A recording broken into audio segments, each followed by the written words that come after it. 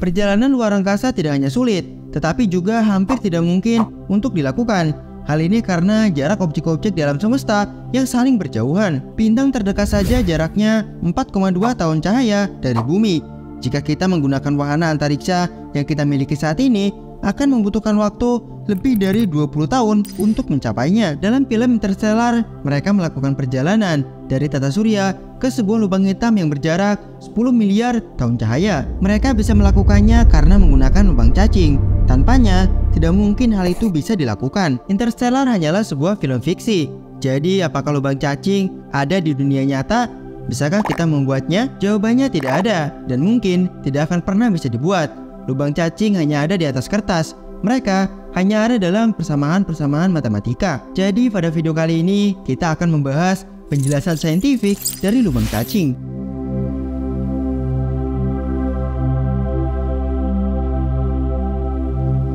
Dari sudut pandangku, sangat penting untuk memisahkan antara fiksi ilmiah dan sains yang sebenarnya.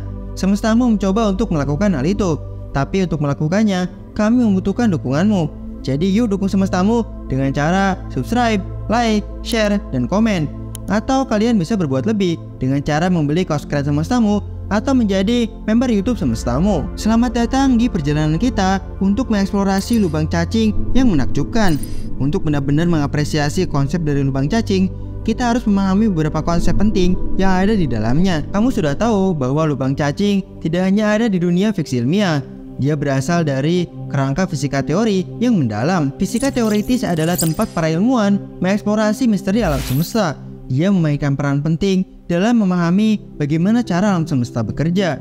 Ini adalah dunia di mana kita dihadapkan dengan banyak pertanyaan yang masih belum terjawab, seperti lubang hitam dan lubang cacing. Konsep penting dari pembahasan kita kali ini adalah teori relativitas umum Albert Einstein, teori yang sangat radikal di zamannya. Teori ini merevolusi pemahaman kita tentang gravitasi dan ruang waktu. Bayangkan ruang waktu sebagai sebuah kain. Benda-benda besar seperti bintang dan planet menciptakan lekukan pada kain ini.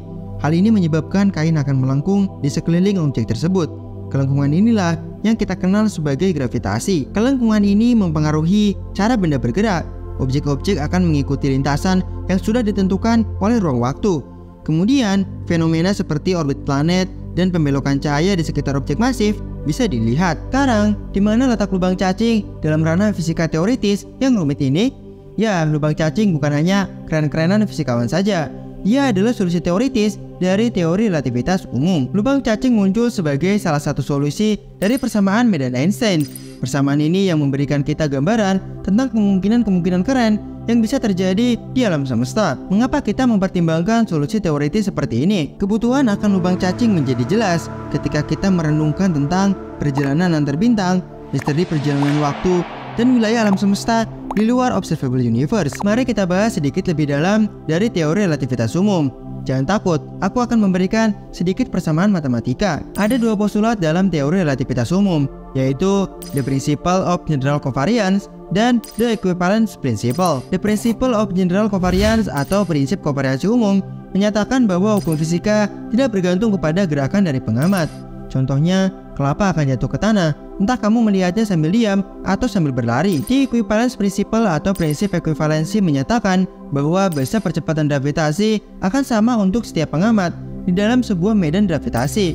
Contohnya, semua benda yang ada di permukaan bumi mengalami percepatan gravitasi 9,8 meter per second kuadrat. Inti dari teori relativitas umum ada pada persamaan ini. Persamaan matematika ini disebut persamaan medan Einstein. Persamaan yang simpel dan indah inilah yang melahirkan banyak fenomena menarik. Salah satunya adalah lubang cacing. Oke, aku akan jelaskan satu persatu apa arti dari setiap simbol tersebut. R yang pertama memiliki simbol di bawahnya dari huruf Yunani. Yang pertama dinamakan mu dan yang kedua dinamakan nu. R mu nu ini dinamakan Ricci tensor. Simbol ini memberitahu kita bagaimana perubahan volume ruang waktu pada ruang waktu yang melengkung jika dibandingkan dengan ruang waktu datar. Kemudian R ini dinamakan Ricci scalar. Dia hanyalah sebuah angka yang menunjukkan total perubahan volume pada ruang waktu yang melengkung. Bedanya dengan Ricci tensor adalah Ricci tensor memiliki arah, sedangkan Ricci scalar tidak. G mu nu dinamakan metric tensor. Simbol ini menjelaskan bagaimana basis vektor selaras satu sama lain. yang bisa memberikan struktur geometri dari ruang waktu tersebut. Persamaan yang sebelah kiri secara keseluruhan menjelaskan tentang bagaimana perilaku dari ruang waktu dikarenakan keberadaan energi dan materi. Kita lanjutkan ke sisi sebelah kanan sama dengan.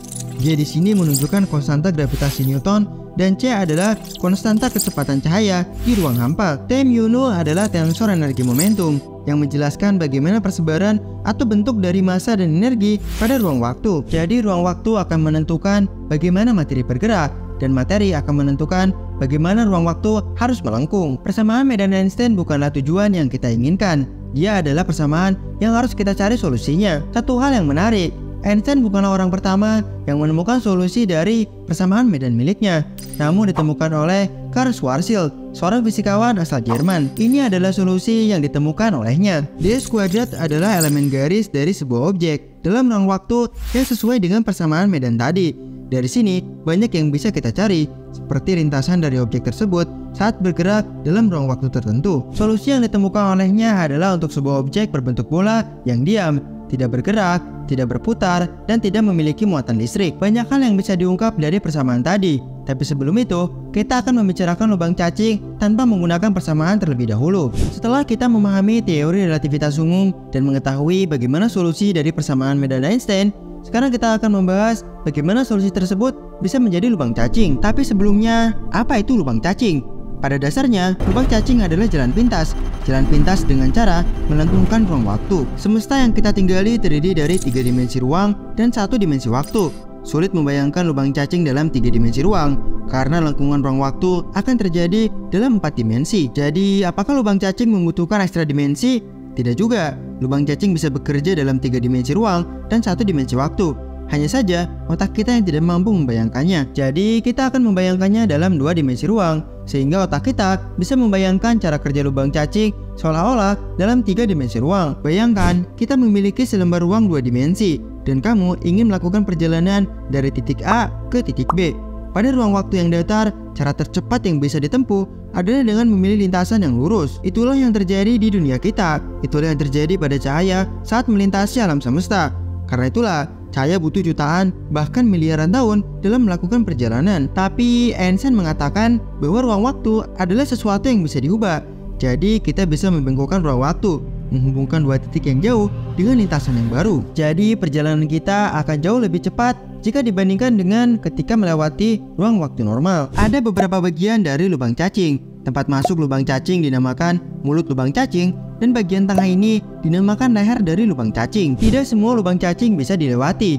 Jadi ada lubang cacing yang non-traversable atau lubang cacing yang tidak bisa dilalui, dan ada lubang cacing traversable atau lubang cacing yang bisa dilalui. Secara matematis, lubang cacing bisa dikonstruksi dengan cara menyelesaikan persamaan medan Einstein dan melihat solusi elemen garisnya. Salah satu solusi lubang cacing yang pertama ditemukan oleh Einstein sendiri loh, dengan muridnya Nathan Rosen. Lubang cacing ini dinamakan Einstein-Rosen Bridge, atau bisa juga disebut lubang cacing Schwarzschild. Pada tahun 1935, Einstein dan Rosen mempublikasikan pekerjaan mereka yang berjudul The Particle Problem in the General Theory of Relativity. Pada paper tersebut, mereka menggunakan solusi metrik yang ditemukan oleh Schwarzschild. Kemudian, untuk menghilangkan singularitas, mereka mensubstitusikan U kuadrat sama dengan R-2M, dan persamaannya akan menjadi seperti ini. Leher dari lubang cacing ini memiliki ukuran 2M, atau 2 kali dari massa objek, yang menyebabkan kelengkungan ruang waktu. Jadi, ukuran leher lubang cacing akan sama dengan radius cakrawala peristiwa Schwarzschild. Tapi sangat penting untuk dipastikan bahwa lubang cacing tidak memiliki cakrawala peristiwa. Karena jika lubang cacing memiliki cakrawala peristiwa, maka tidak akan ada pengamat dari dalam lubang cacing yang bisa keluar, dan sebaliknya. Nah, Einstein-Rosen Bridge tidak memiliki cakrawala peristiwa. Ada hal menarik dari lubang cacing ini, karena dia bukan menghubungkan 2 tempat di alam semesta yang sama, tetapi 2 tempat dari alam semesta yang berbeda. Tapi setelah diteliti lebih jauh, Einstein-Rosen Bridge adalah lubang cacing yang tidak bisa dilewati, atau termasuk lubang cacing non-traversable. Ada 3 alasan kenapa lubang cacing ini tidak bisa dilewati. Pertama, karena lubang cacing ini memiliki gaya gravitasi yang setara dengan yang ada pada cakrawala peristiwa lubang hitam. Untuk kamu yang tidak tahu, ketika kamu memasuki cakrawala peristiwa dari lubang hitam supermasif, tubuh kamu akan tertarik memanjang seperti spaghetti. Jadi siapa saja yang mencoba untuk melewati lubang cacing ini akan mati seketika karena gaya gravitasinya. Kedua, lubang cacing ini tidak stabil. Ukurannya dapat berubah dengan sangat cepat. Saking cepatnya, bahkan jika ada seseorang yang mencoba masuk ke dalamnya dengan kecepatan cahaya sekalipun, akan tetap terhimpit di dalamnya. Ketiga, lubang cacing ini memiliki anti cakrawala peristiwa, seperti yang ada pada lubang putih. Nah, seperti lubang putih, hal seperti ini sangat mudah terganggu. Jadi sulit untuk membuatnya tetap stabil ketika pesawat luar angkasa kita mencoba untuk memasukinya. Tidak hanya itu, dari beberapa sumber mengatakan bahwa untuk bisa melewati lubang cacing ini akan dibutuhkan waktu yang tak hingga. Artinya, kita mungkin tidak akan bisa melalui lubang cacing tersebut. Jadi pada tahun 1987 di American Journal of Physics, Michael Morris dan Kip Thorne membuat daftar persyaratan lubang cacing yang bisa dilalui. Menarik nih, karena Kip Thorne adalah orang yang membantu membuat lubang hitam di film Interstellar, sehingga lubang hitamnya bisa akurat sesuai sains. Pertama, metrik dari lubang cacing harus memiliki simetri bola dan juga statis. Dia mengatakan bahwa hal ini dilakukan untuk mempermudah perhitungan. Tapi menurutku, lubang cacing yang statis dibutuhkan karena stabilitas dari lubang cacingnya lebih terjaga. Kedua, solusinya harus memenuhi persamaan medan Einstein. Di sini kita asumsikan bahwa teori relativitas umum benar, karena bisa saja teori tersebut tidak bisa diaplikasikan untuk lubang cacing. Ketiga, solusi dari lubang cacing harus memiliki leher yang menghubungkan dua titik ruang waktu di alam semesta yang datar. Hal ini jelas ya, karena kalau tidak seperti itu, bukan lubang cacing namanya. Keempat, tidak memiliki cakrawala peristiwa, karena jika ada, akan menghalangi perjalanan dari kedua sisi lubang cacing. Kelima, gaya tilar gravitasi yang dialami oleh penjelajah luar angkasa cukup kecil. Artinya, penjelajah tersebut tidak akan mati karena tekanan gaya gravitasi. Keenam, penjelajah lubang cacing harus bisa melewati lubang cacing tersebut dalam waktu yang cukup singkat. Misalnya, kurang dari 1 tahun. Ketujuh, materi dan medan yang menghasilkan lubang cacing tersebut harus memiliki tensor energi momentum yang masuk akal secara fisik. Nah, yang ini akan menjadi masalah. Kita lihat nanti. Kedelapan, solusi dari lubang cacing harus stabil ketika terdapat gangguan, seperti ketika ada pesawat luar angkasa yang melewatinya. 9. Lubang cacing mungkin untuk dibuat, misalnya membutuhkan materi yang tidak lebih banyak daripada jumlah materi yang ada di alam semesta. Mereka menyebut syarat pertama hingga keempat sebagai syarat mendasar dari lubang cacing. Artinya, itu adalah syarat minimum untuk apa yang bisa kita sebut sebagai lubang cacing. Syarat kelima dan keenam mereka sebut sebagai syarat kegunaan lubang cacing.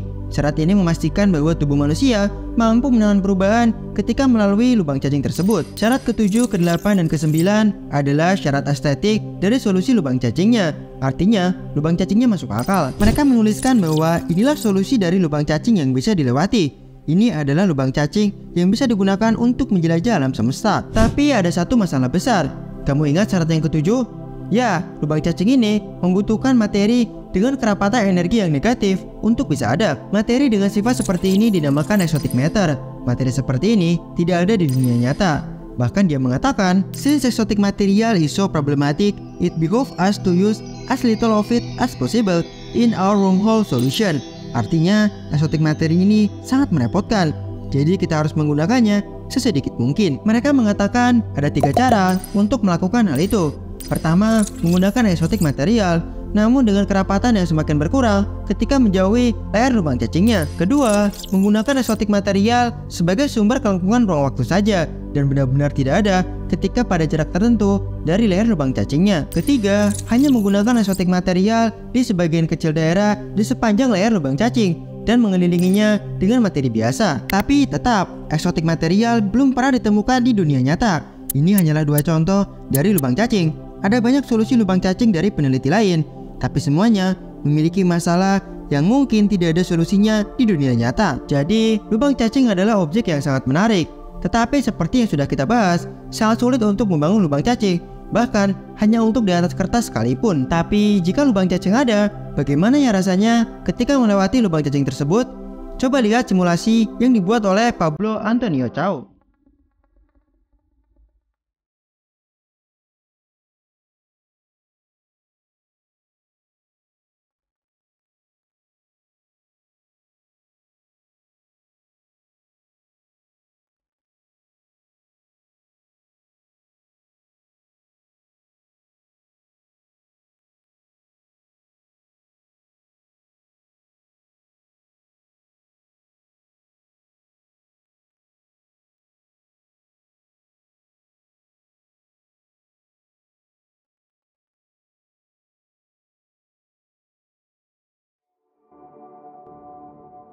Salah satu hal yang banyak orang salah paham adalah lubang cacing bisa membuat kita melakukan perjalanan melebihi kecepatan cahaya.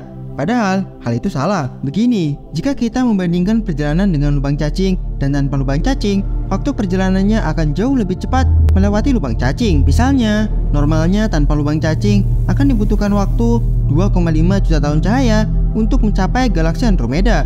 Namun dengan lubang cacing, dia bisa dicapai hanya dalam waktu beberapa detik saja. Tapi bukan berarti lebih cepat daripada cahaya. Hal itu bisa terjadi karena lintasannya yang berbeda. Lubang cacing membuat lintasan yang baru yang jauh lebih singkat daripada ruang waktu normal. Nah, cepat atau lambatnya itu bergantung kepada seberapa panjang lubang cacingnya. Contoh mudahnya adalah pintu kemana saja pada animasi Doraemon dan lubang cacing pada Interstellar. Pintu kemana saja pada film Doraemon adalah contoh dari lubang cacing karena dia bisa menghubungkan dua tempat di bumi. Walaupun teknologi seperti itu tidak mungkin ada di dunia nyata. Lubang cacing itu memiliki leher yang sangat-sangat pendek, hanya setebal pintunya saja. Jadi ketika seseorang melewati pintu kemana saja, dia akan secara spontan tiba di tempat lain. Hal ini berbeda dengan lubang cacing yang ada pada film Interstellar. Setelah pesawat luar angkasa memasuki lubang cacing, mereka berjalan terlebih dahulu selama beberapa waktu di dalam lubang cacingnya. Jadi masih ada jarak antara kedua tempat yang coba dihubungkan oleh lubang cacing. Nah, jadi jika lubang cacing yang dibuat memiliki leher yang terlalu panjang, misalnya masih 1000 tahun cahaya, maka masih akan sulit dilewati oleh manusia. Jadi kita sebisa mungkin ingin membuat lubang cacing yang bisa dilewati dengan singkat. Ada hal yang menarik lagi dari lubang cacing. Ternyata lubang cacing bisa digunakan sebagai mesin waktu untuk perjalanan ke masa lalu atau ke masa depan. Salah satu contoh perjalanan waktu ke masa depan menggunakan lubang cacing ada pada film Interstellar juga, yaitu dengan cara menempatkan salah satu mulut lubang cacing di dekat objek yang masif. Dalam hal ini adalah lubang hitam supermasif. Dengan begitu, waktu akan berjalan lebih lambat di mulut lubang cacing yang satunya. Misalnya di planet Miller, planet yang dekat dengan mulut lubang cacingnya. Setiap 1,25 detik di planet Miller sama dengan 1 hari waktu di bumi. Akibatnya, ketika para penjelajah kembali ke bumi, waktu di bumi telah berjalan selama puluhan tahun.